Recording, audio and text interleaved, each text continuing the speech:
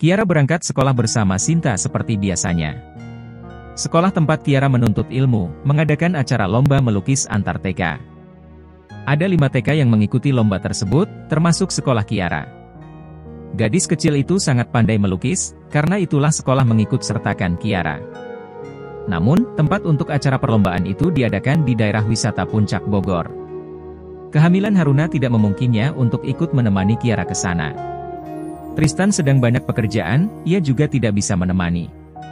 Awalnya, Yuka ingin mengantarnya. Namun, Christian melarangnya. Yuka pernah keguguran dan saat ini ia tengah hamil muda. Christian tidak bisa mengizinkan Yuka bepergian jauh. Akhirnya, Kiara hanya pergi bersama Sinta dan sopir. Mama tidak ikut, Kia bawa foto mama saja, celoteh gadis kecil itu. Ia mengambil album foto dan mengambil foto Haruna dan Tristan. Saat melihat foto Raja, Yuka, dan dirinya tidur bertiga, Kiara juga mengambil satu dan menyimpannya di dalam saku celana olahraga. Kia, sudah siap berangkat? Tanya Sinta. Sudah Bu. Gadis itu menggendong tas merah muda bergambar Barbie. Kita pamitan sama mama dulu ya, ajak Sinta.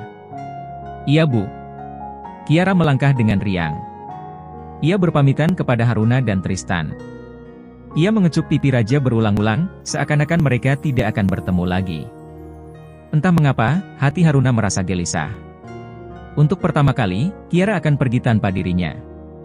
Walaupun ia bersama Sinta, tapi Haruna tetap merasa tidak tenang. Ia berdoa di dalam hati, supaya Kiara baik-baik saja. Mama, Papa, Kia berangkat dulu, pamit Kiara. Sayang, kalau tidak ikut lomba, bisa tidak? Tanya Haruna.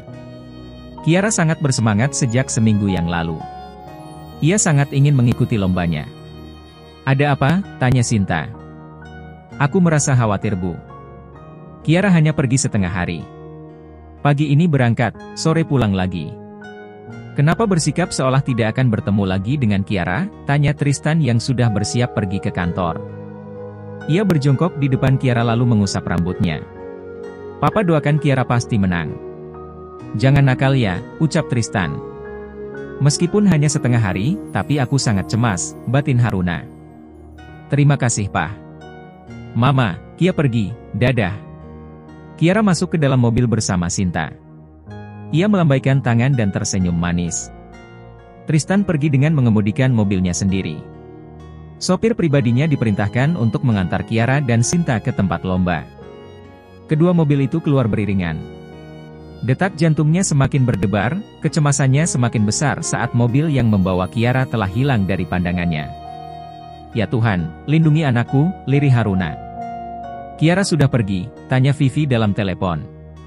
Ia menelepon Haruna karena tahu hari ini Kiara akan pergi ke Bogor. Ya sudah. Aku tutup, ucap Vivi mengakhiri panggilan. Ia melamun saat mencatat keperluan masakan di dapur. Ferlan menegur Vivi yang menulis dengan pandangan entah kemana. Tulisannya bertumpuk antara satu huruf dan huruf lainnya. Ferlan sampai tidak bisa membaca apa yang tertulis di kertas itu. Hah? Vivi menoleh ke wajah Ferlan lalu menunduk, melihat tulisannya yang acak-acakan. Maaf, aku tidak sengaja. Vivi segera menggulung kertas itu dan membuangnya ke tempat sampah. Ia membuat catatan yang baru. Kamu melamun? Ingin menikah ya, goda Ferlan. Ia selalu melihat Vivi bekerja dengan baik, tapi kali ini Vivi melamun di tempat kerja. Hal yang tidak biasanya. Kak Ferlan, jangan bicara sembarangan deh. Nanti anak-anak yang lain berpikir aku sungguh-sungguh ingin menikah, rajuk Vivi. Kalian memang akan menikah. Memangnya ada yang salah, ucap Ferlan sambil mengacak rambut Vivi. Kebiasaan, gerutu Vivi. Ia menyerahkan catatan yang dibuatnya kepada Ferlan. Ferlan memeriksa catatan Vivi. Oke, tidak ada yang terlupa. Sekarang, pergi belanja dengan pacarmu sana. Vivi mencari Jeffrey di ruangannya. Laki-laki itu terkejut saat Vivi masuk ke ruangannya. Ia sedang menatap layar laptop tanpa berkedip, bahkan mulutnya menganga. Kedatangan Vivi yang tiba-tiba membuat Jeffrey gelagapan dan segera menutup laptopnya. Apa yang sedang kakak lihat? Kenapa gugup begitu? Tanya Vivi menyelidik. Ia berpikir kalau Jeffrey pasti sedang menonton film dewasa. Tidak ada Vi. Kakak sedang melihat catatan keuangan kafe, jawab Jeffrey dengan gugup. Ia segera bangun dan mengajak Vivi keluar dari ruangannya. Setelah berada di luar, ia bertanya, ada apa mencari kakak? Waktunya belanja mingguan, ucap Vivi sambil menunjukkan catatan daftar belanjaan. Oh, ayo pergi, ajak Jeffrey. Mereka pergi ke pasar modern dan membeli beberapa bahan masakan yang ada di dalam daftar. Setelah semua dibeli, mereka memasukkan kantong-kantong belanjaan itu di bagasi. Dalam perjalanan pulang, Vivi terus termenung. Ada apa? Tidak tahu kenapa, aku merasa cemas pada Kiara, jawab Vivi. Kiara sedang pergi mengikuti lomba kan? Kau cemas kalau Kiara tidak menang? Bukan. Aku merasa khawatir terjadi sesuatu padanya. Semoga saja itu hanya perasaanku, ucap Vivi. Dia pasti baik-baik saja. Tenanglah, kata Jeffrey. Ia menenangkan kekasihnya yang tampak murung. Vivi tersenyum tipis, terima kasih. Ia tidak ingin Jeffrey khawatir padanya. Dalam hati, Vivi tetap ketakutan. Rasa cemas itu begitu kuat. Ia menelepon Sinta untuk memastikan perjalanan mereka lancar. Vivi bahkan berbicara dengan Kiara yang terdengar sangat riang. Sedikit rasa cemasnya berkurang. Dia baik-baik saja kan? Iya. Mereka sudah berangkat 1 jam yang lalu. Jarak Jakarta-Bogor, seharusnya hanya 2 jam. Semoga tidak ada halangan dalam perjalanan mereka, gumam Vivi. Jeffrey tersenyum. Semalam, ia mencari cara melamar yang baik.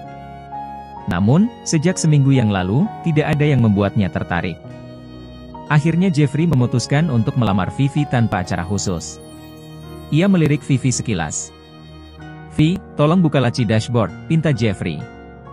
Mau mengambil apa? Buka saja, desak Jeffrey. Vivi membuka laci dan tercengang melihat kotak beludru berwarna merah. Ia menoleh ke arah Jeffrey. Mata Vivi seolah memberi isyarat, apakah cincin itu untuknya?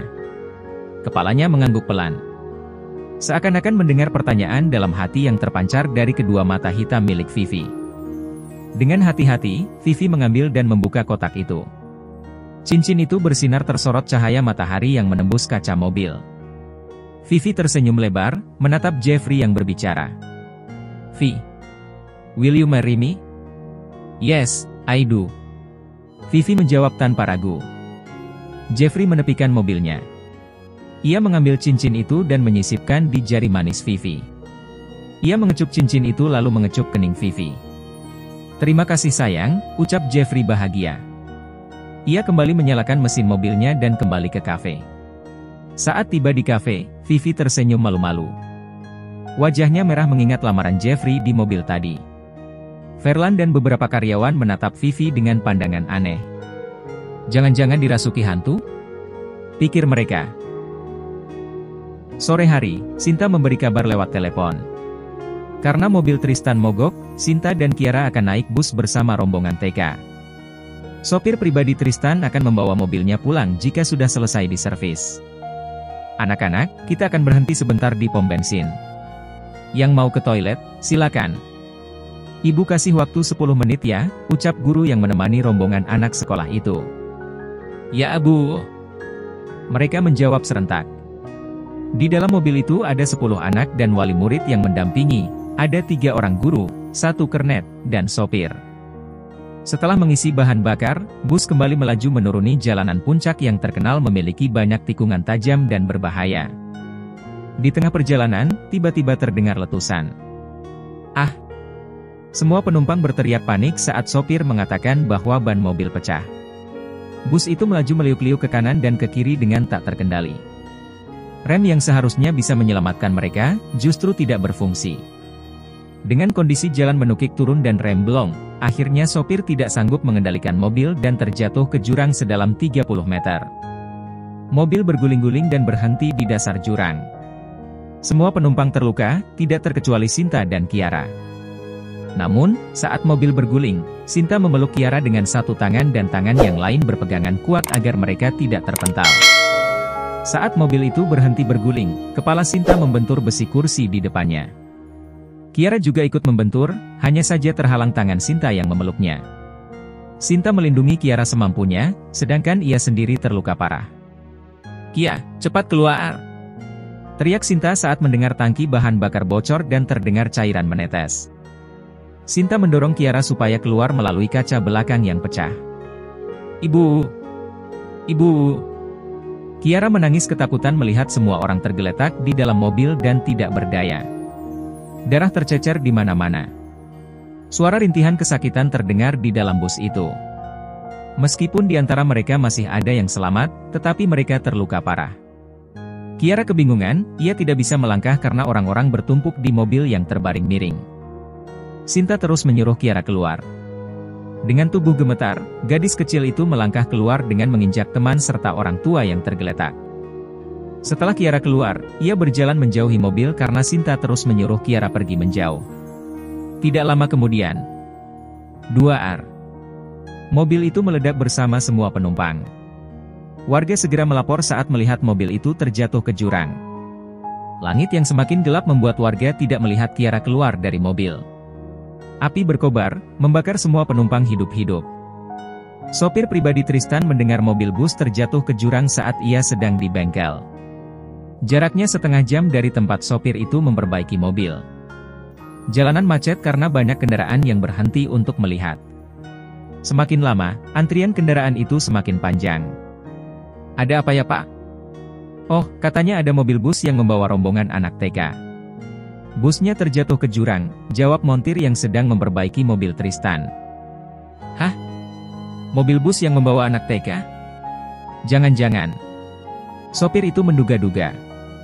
Namun, ia menepis pikiran buruknya. Mobil selesai diperbaiki, sopir segera membawa mobilnya pergi. Saat tiba di tempat kejadian, ia menepi dan mencoba bertanya tentang mobil yang terjatuh itu kepada petugas polisi yang masih mengatur jalanan yang macet sejak sore. Betapa terkejutnya sopir itu saat mengetahui bahwa mobil yang terjatuh adalah mobil rombongan anak-anak TK. Sopir langsung menelepon ke rumah Tristan untuk memberitahukan kabar itu. "Kia! Tidak!" Haruna yang menerima telepon tiba-tiba ia berteriak dan menangis histeris. Tristan sedang di ruang baca saat Haruna berteriak. Mendengar sang istri berteriak, Tristan berlari dengan panik. Di ruang tamu, ia melihat Haruna terduduk di lantai dengan gagang telepon menggantung di meja televisi. Tristan menghampiri dan membantu Haruna bangun. "Kiara! Kiara!" Haruna menangis terseduh-seduh. Ia tidak bisa melanjutkan kalimat yang ingin diucapkannya. Ia menangis memeluk Tristan. "Ada apa dengan Kiara? Katakan." Tristan merasa ada sesuatu yang buruk. Jika tidak, Haruna tidak akan seperti itu. Dia kecelakaan. Hicks, mobil bus yang ditumpanginya terjatuh ke jurang. Semua penumpangnya meninggal terbakar di dalam mobil, ucap Haruna. Tubuhnya merosot pelan dan akhirnya tidak sadarkan diri. "Sayang. Hei!" panggil Tristan sambil menepuk pipi Haruna. Namun, Haruna tetap tidak sadar. Tristan membaringkan Haruna di sofa. Ia mencari minyak kayu putih, mendekatkan botol minyak yang sudah terbuka di dekat hidung Haruna. Setelah Haruna sadar, Tristan memberikan segelas air untuknya. Ia menelepon ke rumah Isam dan Kamal untuk memberitahukan kabar duka itu. 1 jam kemudian, semua anggota keluarga berkumpul di Tristan. Mereka mengatur siapa yang akan pergi ke Bogor.